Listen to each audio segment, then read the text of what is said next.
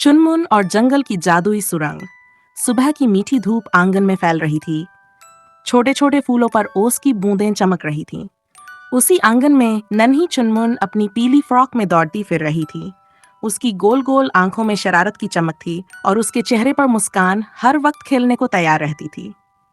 Mummy ने आवाज लगाई, चुनमुन, ज्यादा दूर मत जाना। लेकिन चुनमुन तो जैसे अपनी ही दुनिया में थी। तभी उसके दो प्यारे दोस्त गोलू और मीना उसे बुलाने आ पहुंचे। चलो ना, जंगल के पास वाली झाड़ियों में छुपन छुपाई खेलते हैं। चुनमुन की आंखों में चमक आ गई। हाँ, उसने तुरंत जवाब दिया। तीनों दोस्त हंसते गाते जंगल की ओर चल पड़े। जंगल के किनारे छुपन छुपाई का खेल शुरू हुआ।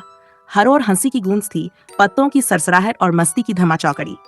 जब चुनमुन की बारी आई छुपने की, वह भागते भागते झाड़ियों से आगे जंगल के अंदर चली गई। उसकी पीली फ्रॉक और खरगोश वाला स्लिंग बैग उसके नन्हे कदमों के साथ चूमते हुए चल रहे थे। पीछे रह गए गोलू और मीना। अब उनके चेहरों पर चिंता थी। चुनमुन कहाँ गई? वे पुकारते रहे, मगर कोई जवाब नहीं मिला। चुनमुन अब अकेली थी। हर ओर पेड़ों की अजनबी छांव थी।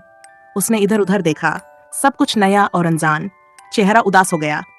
धीरे से फुसफुसाई, जंगल शांत था, सिर्फ पत्तों की सरसराहट और दूर से एक उल्लू की आवाज। तभी एक झाड़ी के पास कुछ हिलता दिखा। चुनमुन ने डरते हुए झांका। वहां एक छोटी सी सफेद बिल्ली बैठी थी। बिल्ली ने उसे देखा, फिर धीरे धीरे एक चमकती हुई पत्थर की सुरंग की ओर बढ़ने लगी। सुरंग के अंदर से रोशनी झलक रही थी। चुनमुन थोड़ी देर हिचकिचाई, फिर बिल्ली के पीछे चल पड़ी।